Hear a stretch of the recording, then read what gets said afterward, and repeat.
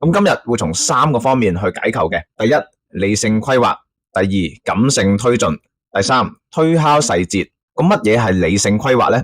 意思就係喺我哋創作故事嘅時候啊，無可避免一定要設計一啲劇情，亦即係度橋啦。咁度橋嘅時候呢，你冇辦法無視情節嘅合理性嘅，因為唔合理嘅劇情呢，只會令觀眾或者讀者出戲，亦即係讀者或者觀眾喺個故事入面抽離出嚟。咁除此之外呢，編劇或者作者啊，都需要根據各種類型嘅框架，例如起承轉合、英雄十二旅程、三幕劇、五幕劇等等嘅講故事方法呢，去到建構一個故事嘅曲線嘅。用人話嚟講一次嘅話呢，呢啲框架就係公式啦。我哋會將諗到嘅劇情呢，擺入去呢啲公式入面試下運行一下，想盡辦法令主角啊可以去到最後嘅終點，贏得美人歸或者獎賞。而喺呢個過程入面啊，無可否認我哋主要運用嘅就係理性啦。而第二個就係感性推進，推進即係推進劇情啦。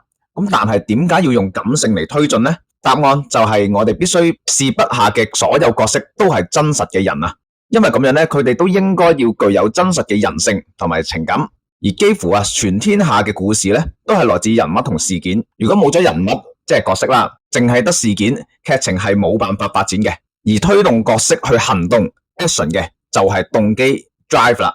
同樣啊，用人話嚟理解嘅話呢，就係人有慾望啊，先至會去爭取達成目標嘅。